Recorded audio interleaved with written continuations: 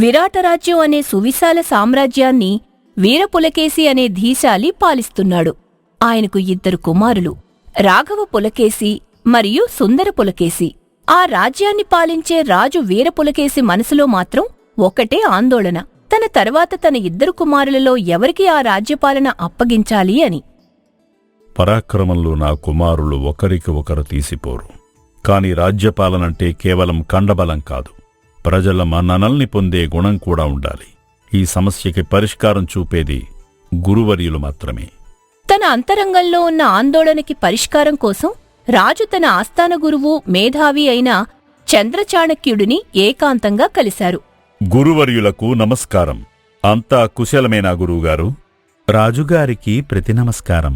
ఇంత పెద్ద రాజ్యానికి రాజు అయినా మీలోని ఈ వినయ విధేయతలే నన్ను మిక్కిలి సంతోషపెడతాయి.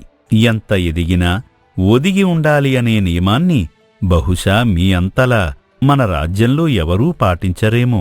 ఇలాంటి గొప్ప నియమాలు నేను మీ తండ్రిగారి నుండి మీ నుండే గదా నేర్చుకుంది. మాటలతో మీతో పోటీపడటం అంత సులువు కాదని మరొకసారి మీరు మాకు తెలియజేశారు రాజుగారు. కాని మీ అడుగులు ఈరోజు మా ఆశ్రమం వైపు పడ్డాయి. ఏమైనా ముఖ్య విషయం చర్చించవలసి ఉందా రాజుగారు? గురుదేవా, నా మనసులో ఒక ఆందోళన ఉదయించింది. ఈ విరాటరాజ్య సింహాసనాన్ని రేపు నా పిదప ఎవరు అలంకరించాలి? రాఘవ పులకేశ, సుందర పులకేశ ఇద్దరూ నా కళ్ల ముందే పెరిగారు. అన్ని రకాల విద్యలలో ఆరితేరారు. కాని వారి అంతరంగాలు మాత్రం తూర్పు పడమరల్లా ఉన్నాయి. ఒకరిలో ప్రశాంతత ఉంటే మరొకరిలో ప్రళయం ఉంది. ఈ విషయంలో మేము ఏకాభిప్రాయానికి రాలేకపోతున్నాము. మహారాజా, లోకంలో ఏ 2 వ్యక్తులు ఒకేలా ఉండరు. ఒకే చెట్టుకి కాసిన కాయలలో ఒకటి తీపిగా, మరొకటి పులుపుగా ఉండవచ్చు. పాలకుడి ఎంపిక అనేది కేవలం రక్త సంబంధం మీద లేదా జ్యేష్ఠత్వము మీద ఆధారపడదు.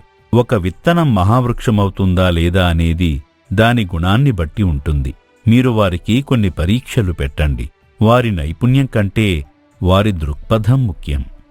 గురుదేవా, పరీక్షలంటే కేవలం విలువిద్యా గదాయుద్ధం వంటి పరీక్షలేనా? వాటిలో ఇప్పటికే వారు ఆరితేరి ఉన్నారు. శత్రువులతో తలపడటంలో వారు సిద్ధహస్తులు. కాదు ప్రభూ, విలువిద్య, గదాయుద్ధం వంటి విద్యలలో ప్రావీణ్యం సైన్యాధిపతికి ఉండాలి. కాని రాజుకు ఉండవలసింది విచక్షణ. ఒక సమస్య ఎదురైనప్పుడు వారు తీసుకునే నిర్ణయం, ఆ నిర్ణయం వెనక ఉన్న వారి అంతరంగం ఏమిటో మనం తెలుసుకోవాలి. ఒక పాలకుడు తన అధికారాన్ని ప్రజల క్షేమం కోసం వాడుతున్నాడా లేక తన అహంకారం కోసం వాడుతున్నాడా అనేదే అసలైన ప్రశ్న. విచక్షణలేని వీరత్వం రాజ్యానికి ప్రమాదం. సముచితమైన మాట చెప్పారు. అయితే ఏ రకమైన పరీక్షలు పెట్టాలో మీరే సూచించండి. వారి మేధస్సును, సహనాన్ని, రాజ్యపాలన పట్ల వారికున్న అవగాహనను పరీక్షించవలసిన సమయం ఆసన్నమైందని నా అంతరంగం చెబుతుంది. మహారాజా, యువరాజుల తర్కాన్ని, తెలివితేటల్ని 3 ఘట్టాలుగా పరీక్షను నిర్వహిద్దాము. మొదటిది విచక్షణ మరియు నిర్ణయాధికారం. రెండవది ఆపత్కాలంలో యుద్ధవ్యూహం. మూడవది ప్రకృతి వైపరీత్యాలు లేదా కరువు వంటి పరిస్థితుల్లో ప్రజారక్షణ. ఈ 3 పరీక్షల్లో ఎవరి అంతరంగం ప్రజలవైపు ఉంటుందో వారే తరువాత ఈ రాజ్య ప్రజల రాజు అవుతాడు. మరుసటి రోజు ఉదయం రాజసభ కొలువైంది. మంత్రులు, సామంతరాజులు, పురప్రముఖులు, చంద్రచాణక్యుడు ఇలా అందరూ సభలో ఆసీనులై ఉన్నారు. 2 యువరాజులు సభలోకి ప్రవేశించారు. రాఘవుడు ప్రశాంతమైన వదనంతో తండ్రికి, గురువుకు నమస్కరించగా సుందరుడు గర్వంగా నిలబడ్డాడు. మంత్రి సుమంత్రుడు పరీక్షల వివరాలను వెల్లడించాడు. మొదటి పరీక్ష విచక్షణ మరియు నిర్ణయాధికారం. యువరాజులారా, మహారాజుగారి ఆజ్ఞ మేరకు మీకు కొన్ని క్లిష్టమైన సమస్యలు ఇవ్వబడతాయి. మీరు వాటిని ఎలా పరిష్కరిస్తారో చెప్పాలి. మొదటి సమస్య, మన రాజ్య సరిహద్దుల్లో ఉన్న ఒక గ్రామంలో 2 వర్తకుల మధ్య గొడవ జరిగింది. ఒకరు తన ధాన్యం దొంగిలించబడింది అంటున్నారు, మరొకరు అది తనదేనని వాదిస్తున్నారు. సాక్ష్యాలేమీ లేవు. ఆ ధాన్యం కూడా ఒకే రకమైనది. ప్రజలందరూ చూస్తున్నారు. మీరు న్యాయం ఎలా చేస్తారు? ఇందులో ఆలోచించడానికేముంది మంత్రివర్యా? 2ని బంధించి చెరసాలలో వేయాలి. నిజం చెప్పే వరకు కొరడా దెబ్బలు రుచి చూపించాలి. భయంతో వాస్తవం బయటపడుతుంది. నేరం చేసిన వాడికి కఠిన శిక్ష విధించి ఆ ధాన్యాన్ని నిజమైన యజమానులకు అప్పగించాలి. రాజంటే ప్రజల్లో భయాన్ని పుట్టించాలి. అప్పుడే దొంగతనాలు ఆగుతాయి. యువరాజు రాఘవ పులకేశి గారు, మీ సమాధానమేమిటి? మంత్రివర్య, కేవలం భయం నిజం చెప్పించదు. భయం ప్రాణరక్షణ కోసం అబద్ధం కూడా చెప్పిస్తుంది. నేను ఆ గ్రామానికి వెళ్లి ఆ రైతులు పండించిన భూమిని పరిశీలిస్తాను. ధాన్యం రకాన్ని బట్టి అది ఏ నెలలో పండిందో తెలుసుకోవచ్చు. అదేవిధంగా ఆ ఇద్దరిని విచారిస్తే తప్పు చేసిన వాడి దగ్గర ధాన్యం సమాచారం ఎలాగూ సరిగా ఉండదు. ఆ విధంగా మనం ఆ అపరాధిని పట్టుకోవచ్చు. రాజు అంటే ప్రజలకు న్యాయం చేసేవాడు కాని కేవలం శిక్షించేవాడు కాదు. అన్నగారు, మీరు చెప్పేది వినడానికి బాగుంది, కానీ విచారణ అంటే సమయంతో కూడుకున్నది కదా. నువ్వన్నది నిజమే, కాని తొందరపాటులో నిరపరాధిని శిక్షించడం అంతకంటే పెద్ద నేరం.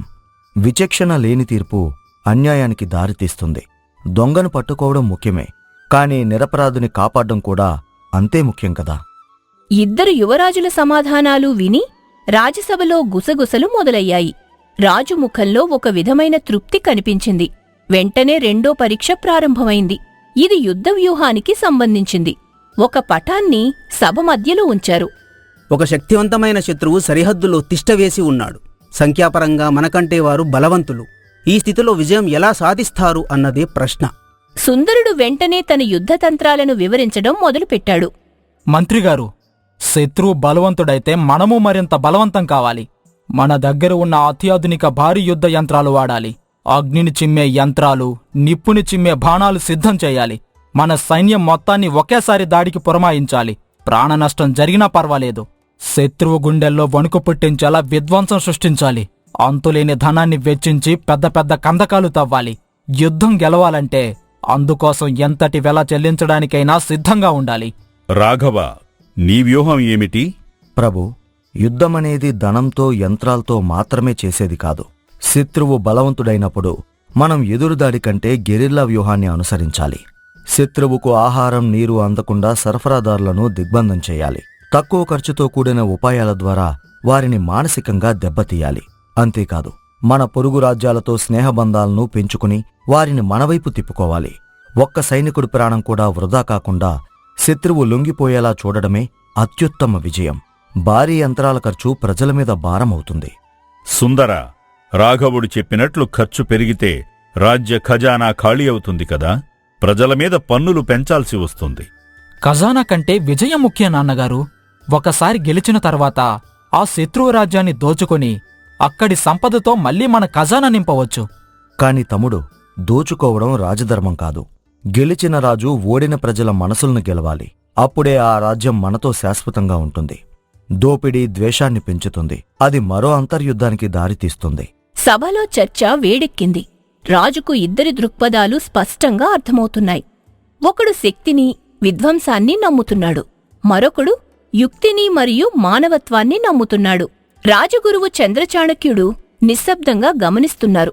ఇప్పుడు చివరి మరియు అత్యంత కీలకమైన పరీక్ష ప్రారంభమైంది.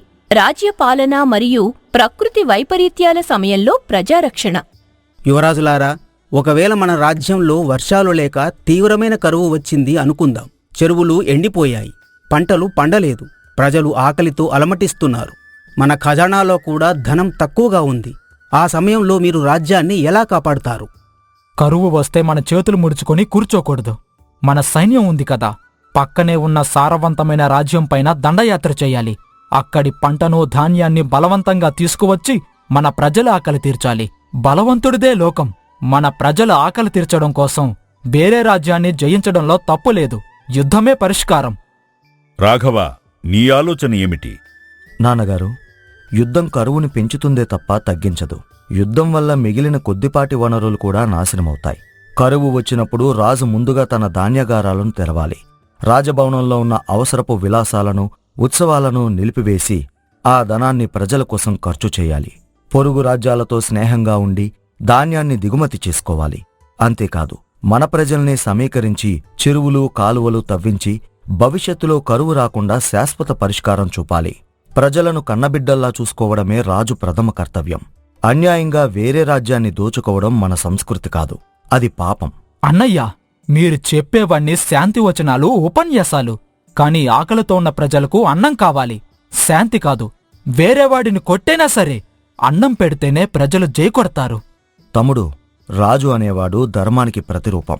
రాజు ధర్మం తప్పితే రాజ్యానికి వినాశనం తప్పదు. ప్రజల కష్టాల్లో పాలు పంచుకునేవాడే నిజమైన నాయకుడు. రాజగురువు చంద్రచాణక్యుడు లేచి నిలబడ్డారు. సభ అంతా నిశ్శబ్దమైంది. రాజుగారి వైపు చూసి ఆయన తన అభిప్రాయాన్ని వెల్లడించడానికి సిద్ధమయ్యారు. రాజు కూడా తన నిర్ణయం తీసుకోవడానికి కావలసిన స్పష్టత పొందినట్లు ముఖంలో తేజస్సు కనిపిస్తోంది.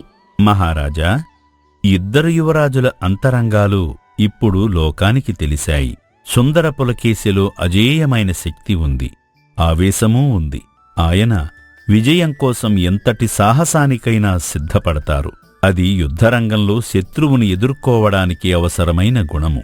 కాని రాజుకు ఉండవలసింది కేవలం శక్తి కాదు, శాంతి, ప్రజల కన్నీటిని తుడిచే మనసూ ఉండాలి. ధర్మాన్ని ఆచరిస్తూ ప్రజల యోగక్షేమాలకి ప్రాధాన్యమిచ్చే గుణం రాఘవ పులకేశిలో ఉంది. దీన్ని బట్టి మీరు తీర్పు ఇవ్వండి.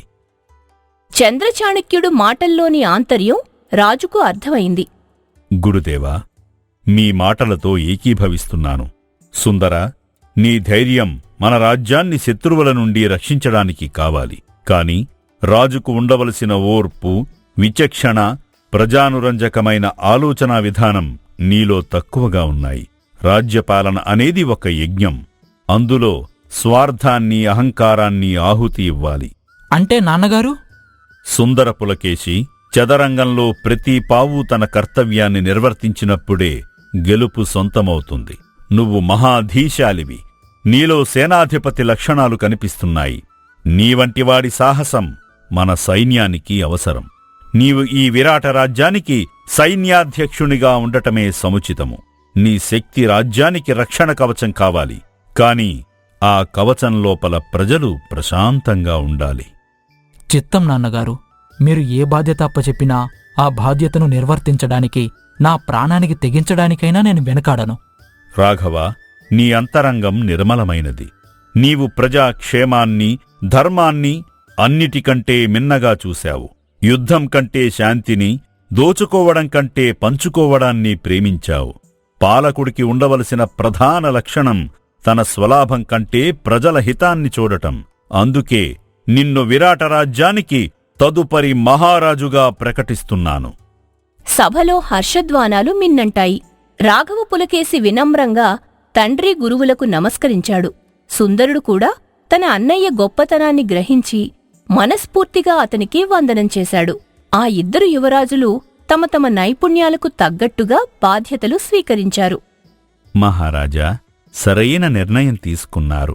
ఆయుధంకి పదును ఉండాలి, కాని దాన్ని ఎప్పుడు వాడాలో తెలిసిన మెదడు దాన్ని నియంత్రించాలి. రాఘవుడు మెదడు అయితే సుందరము ఆయుధుడు. ఈ ఇద్దరూ కలిస్తే విరాటరాజ్యం అజేయమవుతుంది. ఈ రోజు నుండి ఈ సామ్రాజ్యం కొత్త చరిత్రను రాయబోతోంది. గురుదేవా, మీ దీవెనలు మాకు కావాలి. ఇక నుండి మన రాజ్య ప్రజల అంతరంగాన్ని అర్థం చేసుకుని ధర్మబద్ధమైన పాలన అందిస్తాను. తమ్ముడు సుందరుడి అండతో మన రాజ్యానికి ఏ ముప్పు రాకుండా చూస్తాను.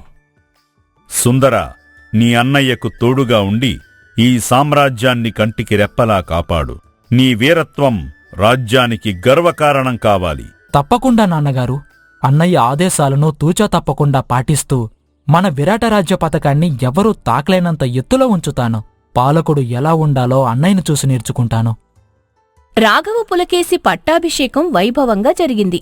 రాఘవుడి శాంతి మంత్రం, సుందరుడి శక్తితంత్రం కలిసి రాజ్యాన్ని స్వర్గంగా మార్చాయి. మనుషుల అంతరంగం వారి ప్రవర్తనలో ప్రతిబింబిస్తుంది. బాహ్యరూపాన్ని చూసి మనుషులను అంచనా వేయకూడదని, వారి ఆలోచనలు మరియు నిర్ణయాలే వారి నిజమైన వ్యక్తిత్వాన్ని చాటి చెబుతాయని విరాటరాజ్యం నిరూపించింది.